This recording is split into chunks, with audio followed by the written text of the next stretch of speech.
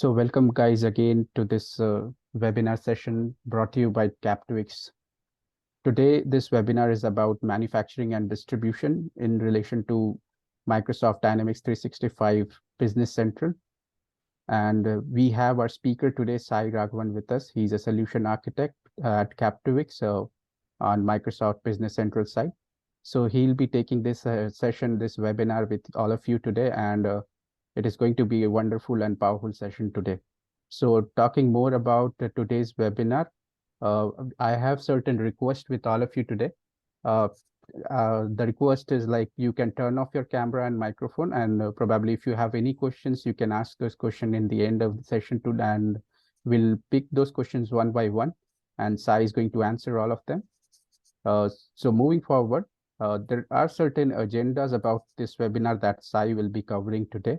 It will be about how to optimize operations in the shop floors with Dynamics 365 Business Central, and also we'll be talking about production planning in Dynamics 365 Business Central. But there will be like quick demos and a lot of good insights that Sai will be sharing with us. So talking about our speaker and Captwix in this webinar, let me give you a bit of overview about who you are listening to today. So as I said, Sai Raghavan is our speaker today. He's a solution architect with Dynamics 365 Business Central implementation. He has been a very trusted advisor. He has been working on various government and corporate projects. So you are going to listen to a lot of good insights. A bit about our Captwix. Captwix is a digital business transformation company which focuses majorly on ERP implementation, custom development, and also AI implementation. So together we are going to make this webinar very informative.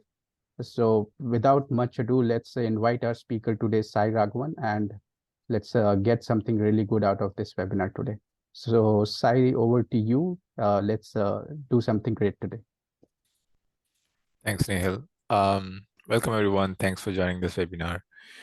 So this is a series of webinars you've been listening to, and we are getting into the crux of the ERP requirement for many of you, which is the distribution module and the manufacturing module, and how these two modules can talk to each other and give us effective solutions for optimizing the day-to-day operations, especially on the shop floor, because the main challenges that we've been listening from clients are, how do we manage the communications, between various teams, when there is productions involved, when there is a distribution schedule involved, how do we plan ahead of time and make sure that, we have the inventory planned, at the right time, delivered at the right time, with no wastages or whatsoever, right? So it's more on the planning that we're going to be talking about today. So I think the concept of MRP, the resources planning and the production schedule is very general, in the manufacturing industry. I think there's a lot of experts who talk about that, but today's focus is more into what does Business Central offer on the MRP module, because the concept is pretty much the same thing. It's just the functionalities that that this ERP is actually staying ahead, because it is definitely much more modern and very intuitive to use for the users when it comes around planning, and then creating and releasing orders to the shop floor. So today's walkthrough, we're going to be touching on these topics that you see on the slide, starting from the items setup and talking about the planning parameters, and then moving gradually into the production module, and eventually to the shipment, which is fulfilling the production orders for to the customers. So I'm going to be sharing my screen on Business Central to take you to these topics.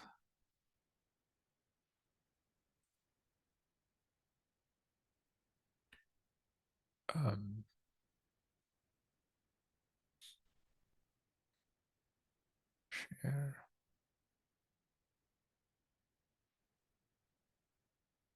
I hope you can see that screen. So again, back to our demo company, which we've been using for demo purposes. This is the company, the Business Central application. For those of you who are new in this webinar, we'll be going straight into the planning worksheets and parameters functionalities, right? So we talked about starting with item, because the item setup is the very basis for any planning to happen, right? So because an industry or a company can have a mix of items.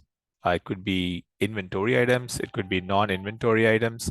Um, Within an inventory item, you can plan whether it is an item that you procure through purchasing, or do you manufacture it through production, or is it something that you assemble it, which is like a kit that you put things together and sell it, right? So those are the three typical kinds of replenishment options that you have, when it comes for inventory management. So here's the item card, and then I'm jumping straight to the replenishment area, where you have the option to pick what kind of the system that you want to use for this specific item. Here's an example, a bicycle. So this is set to, for example, production order, which means when there is a demand for this item from a customer, you're going to be producing it through the manufacturing module, as opposed to you have the other option to purchase it, which is to buy and sell from a vendor to a customer.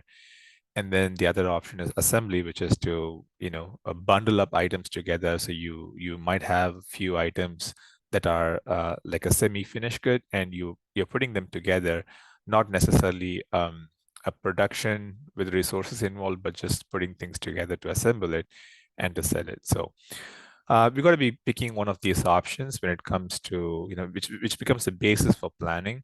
To help you out to fulfill an order, right?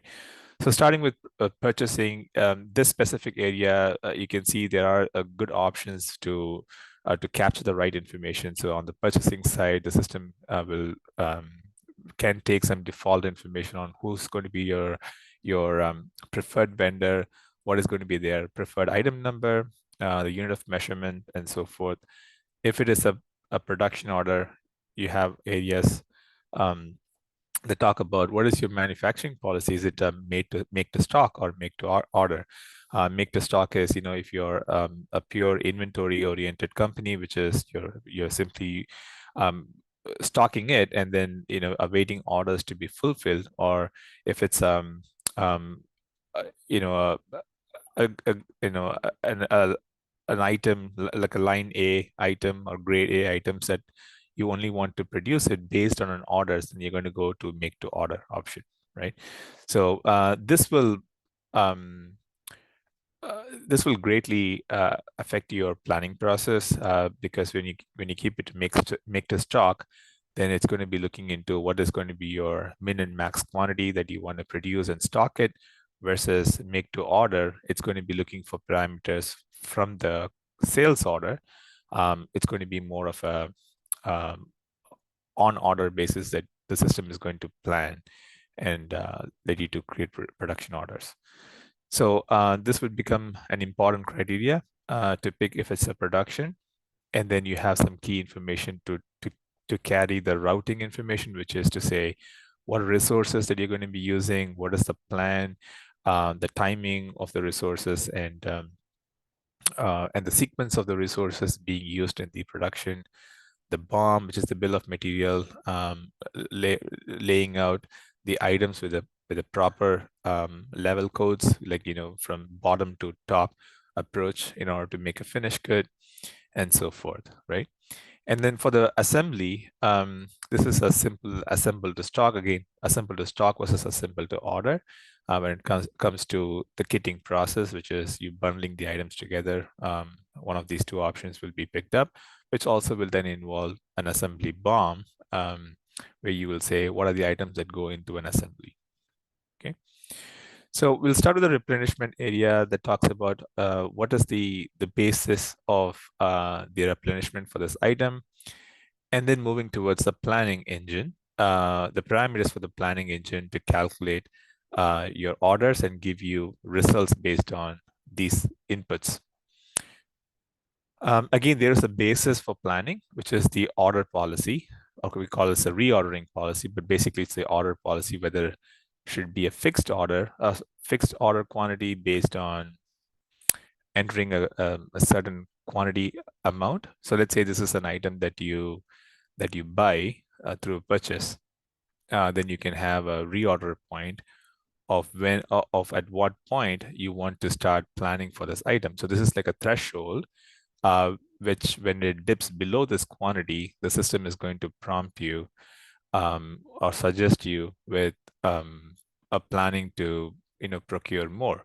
So this is the quantity below which the system, when it goes below this order, in the next suggestion, it's going to suggest you looking at the projected quantity for the open or released orders that we have in place.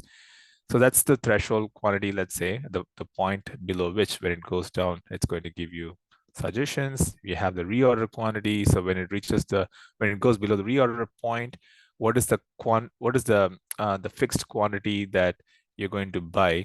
So again, depends on the value of the item or the type of the item itself. For example, if you're buying, let's say, screws or nuts and bolts, right? You might want to buy it in a larger quantity, not in one or two, right? So you might want to buy in boxes of hundreds or 500, depending on the value and the kind of the item. If it's a finished good, like a distributed item, you might have a lower reorder quantity. So this defines, what is the fixed quantity that you'd want to be, planning for, either buying or producing, which will typically be the fixed reorder quantity inputs, right? When you look up for other options, which is the maximum quantity options, then you have the min and max options that are opened up. So this is to say, you don't want to be stocking up, a lot of items, for the reasons of that it might not be used or not needed in the market anymore. So you want to just manage to a maximum quantity that you're sure that you're going to be fulfilling your orders based on the forecast, but not go beyond it, right? At the same time, there's also going to be a minimum order quantity that you don't want to be, you don't want to be ordering something lower of that quantity. So this is going to be an option where you will have a min and a max input. So you'll start with a reorder point below which, when it goes, it's going to order for a minimum of so-and-so to reach a maximum of so-and-so. Okay. And then order multiple is going to define, like, in how many orders you should be dividing that total value. So if you say 100, for example, here, right? And if you need a maximum of, let's say, 10,000, then it's going to probably maybe create 100 orders, right? Because we want to break it out in that way for in so many multiples of orders. Okay. So order multiple is going to say, how many, how are you going to break out that order? So those are the two options which are, basically inventory related reordering policy. And then the other option here is the order, which is based on an order to order basis. So if it's an item which you think it's not not a recurring transaction that you're going to be seeing in the period, if it's a rare item that once in a while that the customer is ordering for it, you can keep the policy here, for example, to be order, right? Because you're going to be only planning it based on an order. So this is like a direct linkage from a sales order to a purchase order, or a sales order to a production order for the supply and demand, which is the demand pegging, as opposed to planning it for many orders at in a bulk. It's not bulk planning here. It's an order to order planning, right? So that is this option about.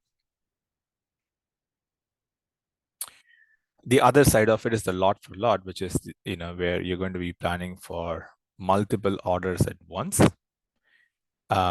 for a couple of periods in the future, and you'd want to plan what is for how many periods that you're going to be looking at for let's say for 2 weeks, for the next 2 weeks, what is going to be the total quantity required for this item, right? And there could be some items in your company which will typically be the best option to go for lot because you want to minimize the job orders. You don't want to be creating one production for each order because you're going to be getting a lot of orders on the same item, so it's better than to go for a lot, right? So as you would see, the biggest struggle that manufacturing companies would go through is managing the job orders, right? So if you have a lot of job orders around and people do not know, what to pick, what's the priority on that, and then looking into it one by one, this probably would be the better approach for you, right? Because you're going to be planning for all the orders at once, and just do one production order and then fulfill all the orders that is planned. It's also a better way to organize it with a proper sequencing to help your team. So lot for lot, again, just to summarize it, it's like how far out in the future you want to look, right? That'll group your demand and do one supply option through purchase or manufacturing. Okay. So we talked about the lot for lot and how far we look out, and here's that option where you can enter the lot accumulation period. So here you can say 1 week, or maybe look up for next 4 weeks if you're planning it for one whole month, right? So you do 4W for 4 weeks, right? And then when you run the planning for this item, let's say you have 10 or 15 different orders that are having different scheduled delivery dates. So it's going to compile them all together for the next 4 weeks and then show as one large quantity that goes into a production order.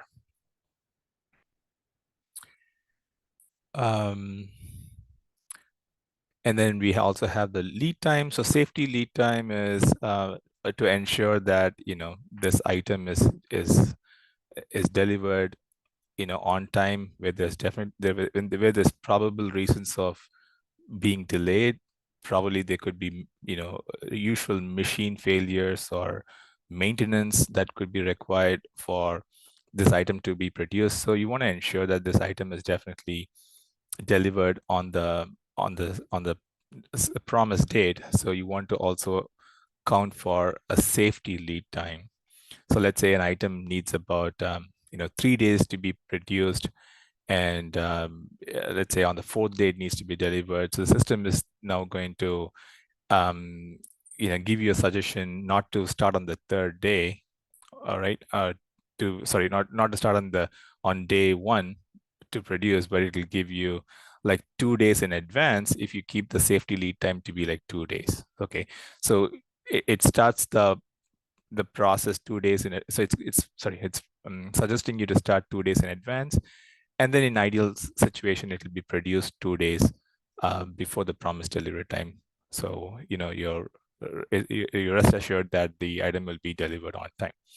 So all of these are involving a lot of strategies which definitely needs a good guidance from from your industry experts internally. Definitely they need to be a lot of inputs from your internal team, because they are the ones who have seen the movement of items and the variables around it. And from the business or the ERP perspective, we have these best practices to offer you, to provide you with some options, so that way there is an effective planning done, so the items are not planned haphazard and delivered on time. So that's a little bit about the planning. We can talk a lot about planning, and there's a lot of variabilities when it comes to planning, because this is like a garbage in, garbage out, right? As any system would be. The planning engine works entirely based on planning parameters, not just the ones that you see on the screen, but there's also a lot more that are seen in different areas of the system, including the work centers, the calendar days, and the time shifts to plan for a specific production order. So we want to ensure that the proper inputs are given to the best of knowledge as we can into the systems of input fields in here, so you get an effective result from the demand planning output. Okay. So gradually moving into the production aspect of the system, we talked about the planning here. So for a production item, there are two areas that we want to look into, or make better inputs in the system, which is starting with the routing. So routing is nothing but the sequence of operations that you will be going through for producing that item. So if when I drill down to the routing of this item here, you can see there are a sequence of different work centers and machine centers involved in the assembly of this item here, or the production of this item. And you're planning based on the provided inputs, which is basically the cycle times, right? Because all of these are, the processes involved are based on cycle times, and cycle times are what you would see here. Like there's a setup time for this process. There could be a setup time for the process, and then there's obviously a run time. There may or may not be a waiting time and a move time, right? So it's going to include all of that in the planning and ensure that the proper timing is considered to let you know when this item is going to be produced, or based on a promised delivery date, it's going to back calculate to show you at what point do you have to start the production.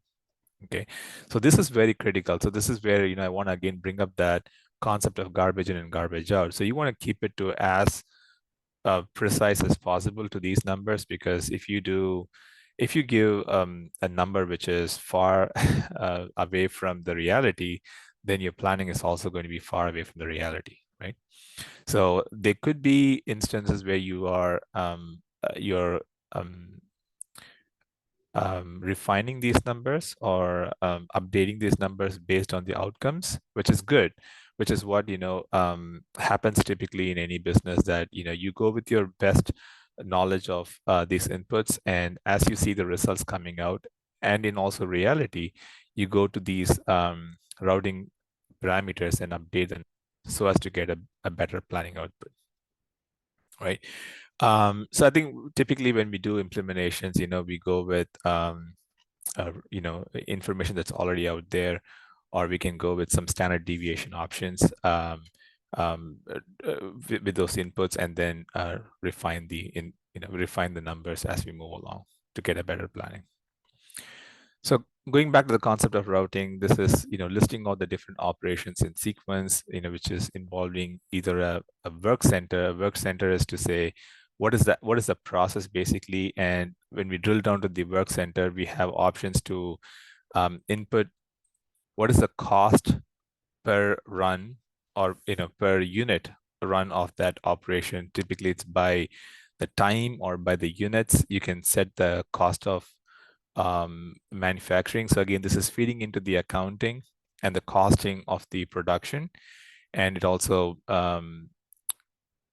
involves the warehouse where this is being planned, and the scheduling aspect of this work center. So work center here would be, say, it could be like a process which only is run once in a week, right? So the work center has a specific calendar, okay, where you can define what is the availability of that process to run on any given period, on a day-to-day basis or on a weekly basis. You can plan that, so you would know how long does it going to take for an item to go through this process. So every work center, which is a process by itself, can be planned with the active time period using the calendar input and the cost inputs. And then coming back into the overall routing setup, we have these work centers and the machine centers laid out in a specific sequence. So machine center, on the other hand, is is typically a machine that's involved, versus a work center could be a process or could be a resource like a labor that goes into the production.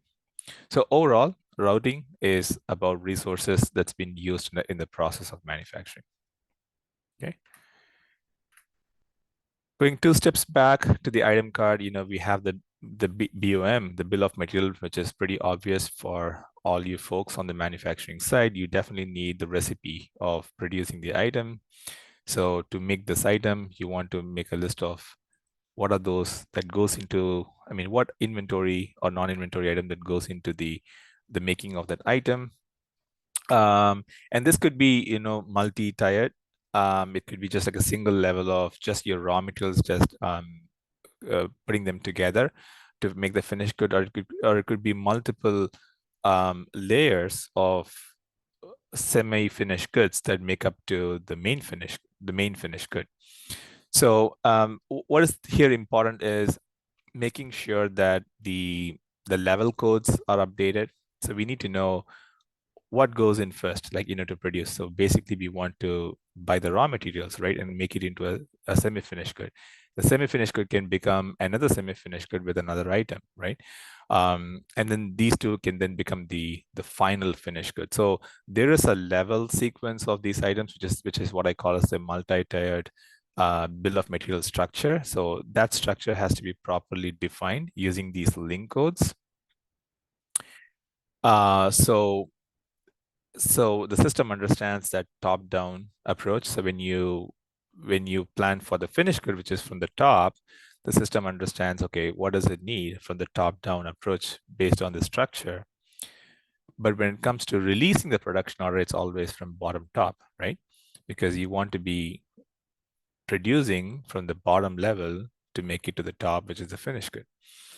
So these concepts are inbuilt into the ERP system. So it's more about how you define the structure here. And the system is going to be giving you suggestions as to what to prepare, what to produce first, and what after, based on the structure that you lay out here.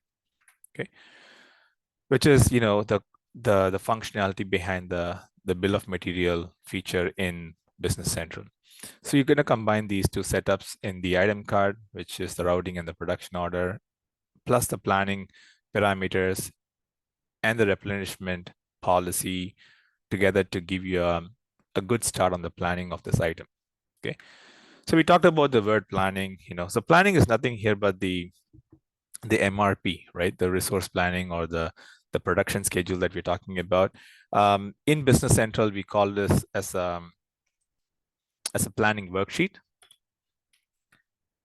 So a planning worksheet is what is typically run. It's a matrix that you can run, and the system is going to grab all the possible details from the existing sales orders, the purchase order pipelines, and your work center availability, resources availability, and so forth, to give you a starting date and an ending date of a specific item of a production or a procurement, right, in the sheet. So, and you're then able to either accept it or change the suggestion or simply reject it. Okay, that's typically what you will do on the planning worksheet. So system is giving you a suggestion based on the planning parameters, and you have the option to accept or reject it or change it.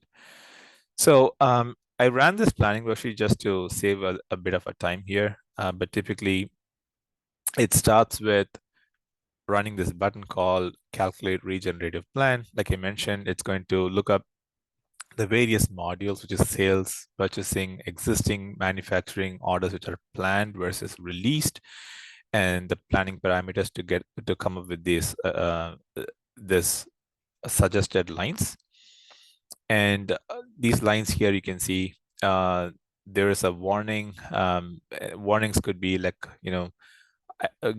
giving you some points to have attention on, or exceptions. So attention points could be something like to say an item is going to be running out in the next 1 or 2 weeks. So we probably need to increase the quantity.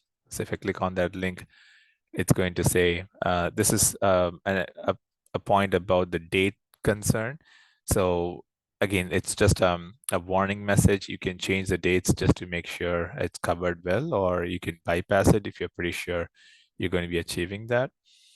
So this is what is based on the parameter value and what has been tracked.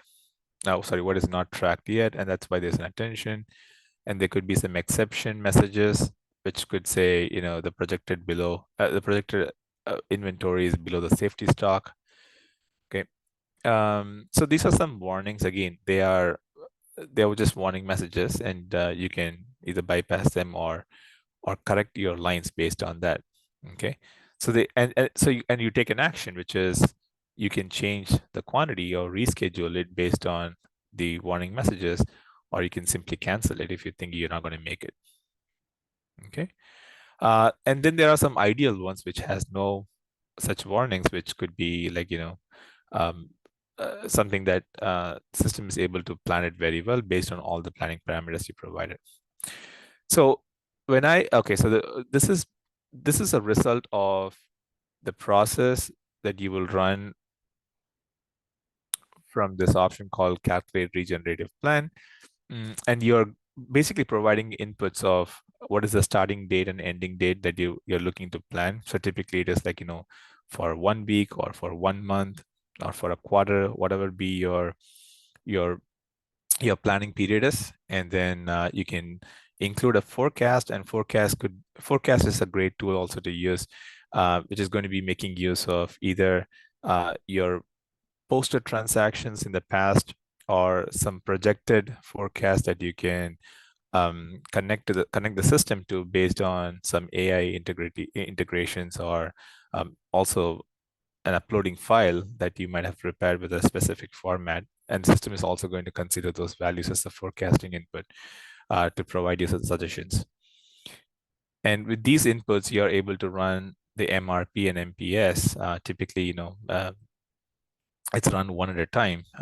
First to plan for the production schedule, and then to also plan for the resources after, with some filters, whether you want to just run it for one kind of a category of an item or one group of an item, or to a specific location, and so forth, right? So there's a bunch of filters that you can also use. But typically this is run across the entire system or the entire demand to give you the best results, right?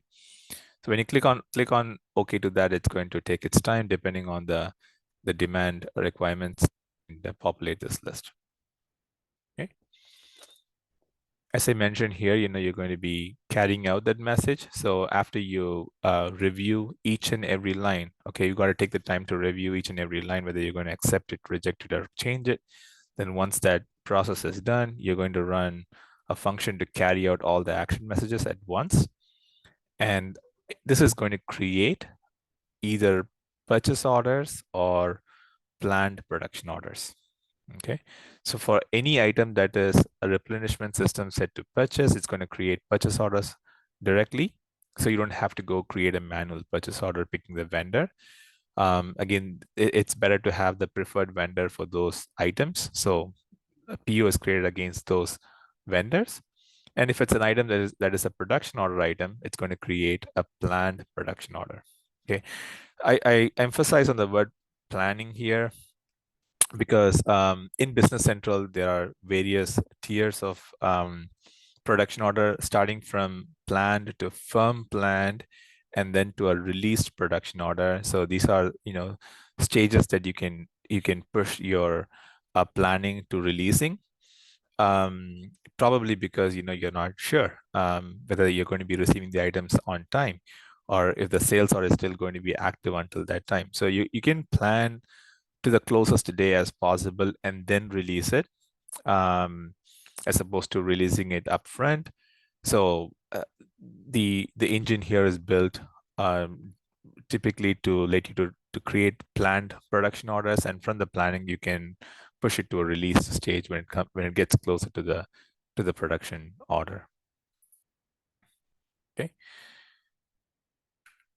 So I'm going to be jumping towards the production order here. So we can go into firm planned, production orders, which is going to be the placeholder where the item, where the orders are going to get created. And once it is being set as released, so release is like confirming that you have all the resources lined up. Your items are going to be on your inventory items are going to be procured by then. So you're going to then release it, which falls under this list of released production orders, right? This will be, this form will be created automatically for you, where it's going to say what item you're going to produce, the quantity that's going to produce, and how much of the quantity has been finished at that point and so forth. So this is going to be a living document until that production is completed. And the team is going to be updating this form as and when they report the production order in terms of quantity that's finished versus quantity that is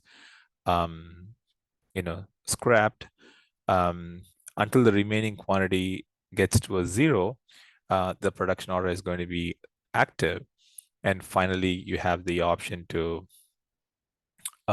change the status of the production order to a finished status. So ideal process you'll be flowing through in here is create the production order. You will have the bill of material and the routing areas planned on the production order with dates and quantities, and you can go ahead and then start reporting on those numbers, and then posting the production order for consumption and outputs. Okay. The finishing step that I mentioned is going to be the point where the financial transaction is going to happen in the system, because until then, we are not sure really whether you have really consumed everything or you're going to make some adjustments. Has the output come out really well? You might record output today as 20, but there could be a QC in place, and not 20 is fully done. It could be really only 18, so you're rejecting them. So what goes into the financial GL numbers on the balance sheet is not finalized until this is it. So that is what I meant by the finishing step. The finishing step will take care of posting all the GL entries in the background, and we have the value entries and so forth being updated. Okay. So that would then be the last step of the production being completed. You will have the inventory increase in terms of the finished goods. You will have inventory decrease happening on real time for the raw materials and other consumables from the items list, which will mark the completion of production order. And then it'll go into those production orders will be archived under finished production orders. Okay, which is this area here. Okay. Once the item is good to go, when you see inventory has been updated, we will be, going back to the demand from where it came from, which is typically a sales order, right? In most of the case, we should be able to ship out that quantity to that open sales order, right? So I'm going to give you a quick overview of what features you have around the sales orders. So here's an item, let's say.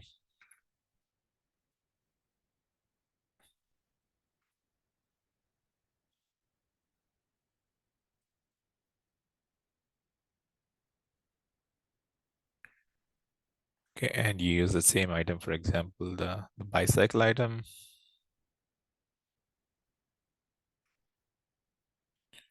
So this should have been the very first input in the system. Let's say quantity is required is that, right? And then when the item becomes available, then you're able to ship it out.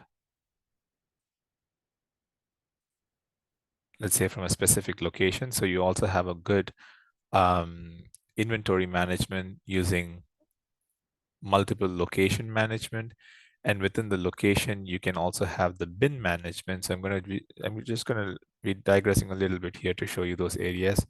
So here's the location, which kind of represents the geographical location where the production or the inventory movement is happening. It can have address and other details. and a bunch of controls on what kind of transactions will happen, whether it's receiving, shipping, should there be a put away, should there be a picking process, should the bins be mandatory in the item movements, because this could be a location where bins are managed, which you can update it in here, right? So you can come up with the list of the bins in this location, and you can set that to be mandatory. So every movement from this location, the system is going to prompt you for which bin it's going in or going out from. And within the bins, we can default a specific bin to be a receiving bin and a shipping bin and so forth, right? And also some default bins for production, what goes out from the to the shop floor for consumption versus what bin it's going to be used for keeping the output items.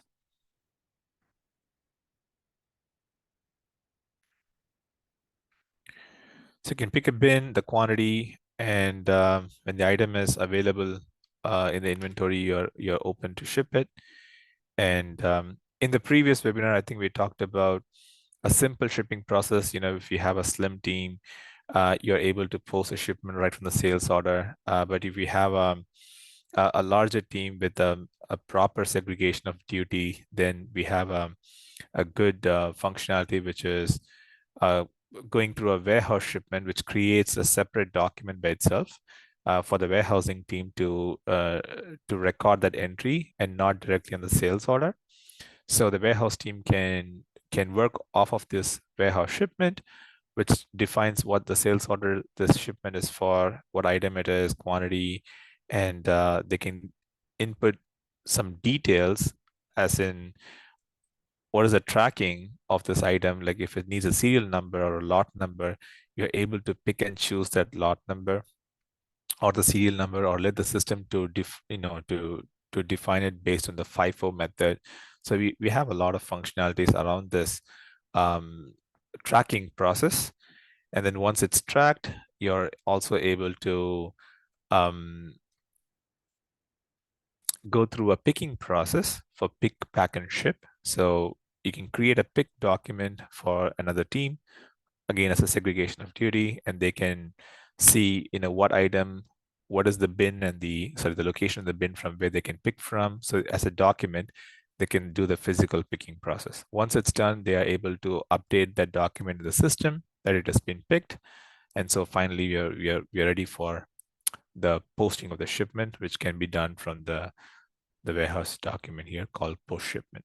Okay, so all of the warehousing functionalities for pick, pack, and shipping can be done on the warehouse shipment without needing to go into the sales order, because we would like to preserve the sales order, maybe just for the order processing team, while you have a separate warehouse team. Once the warehouse document is posted, the system is automatically linked in the background to update the quantities here. So the quantity shipped will be updated. And now the finance team can now come in and then post the sales invoice to close the sales order, right? So there is, just to summarize it, there is a good integration between modules that is inbuilt for you with best practices and with a lot of inputs that has come from various industries, that's given by Microsoft, which can be used off the bat with minor configurations here and there to set up your entire operation system, from sales to planning to production and back to sales and finally the finance. Most of these concepts are, most of these areas are integrated very well. And anything that you will need on top of this, again, as long as they are a recommended approach for the industry, or that it does not ramify your existing design of the system, we can do some customization in the system, which is where we have developers to help you with. And there are also a lot of third-party tools that can integrate to this base system for, maybe if you need some advanced warehouse options, or like barcode scanning of your finished goods for the distribution. So there are a lot of Microsoft powered apps that has been built and used in the market that you can integrate the Business Central system to for kind of a plug and play situation. Okay, which is going to be our topic for the next webinar, which is integrations. Like, how do you what are the options? How do you integrate your system to a third-party tool?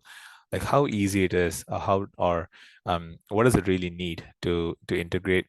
And then we're also going to be talking about the um, the, the current trend that's going on, which is the AI, artificial intelligence. There's a lot of AI tools that you can also connect your system to give you better forecasting, um, to give you better planning options, that based on the results that other people are using into your industry. So that is where the power of the AI comes in. So we're going to be also talking about that in the next webinar.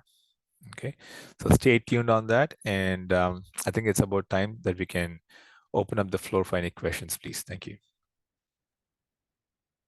So thank you, Said, for so good information about this. So like I would request all the attendees, if they have any questions, they can put in the Q&A box, and we'll take those questions. And in the meantime, like Sai, we have few questions while the session was on. So I'm picking one of those questions.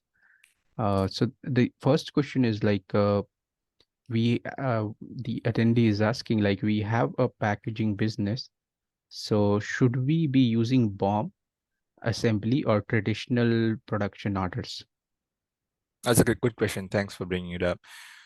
So if your company is about packing, which is you're going to be buying the raw materials for packaging, and then your packaging item is itself your finished good, then I think we have to be using the the production order policy, because you have raw materials, you will definitely have some routing, which is like the various operations involved in making that packaging item and then creating as a finished good before you sell out to your end customers, right? So it's going to be definitely a production process that I would think typically, if the company itself is packaging item producing company. Um, uh, yeah, but I don't think it's going to be assembly um, or purchasing. Yet maybe purchasing as well. If it's a distribution company, you might be buying packages and selling it off to your end customers. So it could be either your purchasing or production. Maybe not the assembly. So that, again, that's just a high level answer to that question. There could be a lot more to it. So we're happy to help you with sitting with you to go through a discovery to understand what will be your requirements, and how can we use the system for your implementation. So we have another question, Sai. Like you touched about the demand planning. So one of the challenges we face in planning our procurement, we sometimes run out of inventory and sometimes we have access. I know you may need more details, but can you please talk a bit more about this? Yes, so this is exactly where the planning parameters are going to be carefully inputted into the system, right? Having a situation of excess or very less inventory tells me that the the planning and the inputs are not proper in your in any existing system that you might be using. You might have considered a lower quantity, but in reality, actually more is required, right? So there's this point about then you have to be revising that numbers, or probably there's no enough lead time provided or safety lead time considered in this process, which could also be one of the potential reasons of why that situation happens. Again, all of these inputs need to be properly inputted to give a good a result, and then carrying out that result should potentially alleviate your situation. Okay. So I think those were some of the questions that we have got across this webinar. I think that's all that we have this for this webinar. So thank you guys for joining. If you have anything that you want to talk or discuss about your Microsoft Business Central implementation, you can like reach out to Captivix on the details that is in front of your screen. And thank you, Sai. Thank you so much for joining our webinar and sharing wonderful insights. So thank you Thanks for everyone that. for joining. Yes, talk to you again on a different webinar. See you Yeah. then. Bye. Thank you guys. Thank you for joining. Have a good day.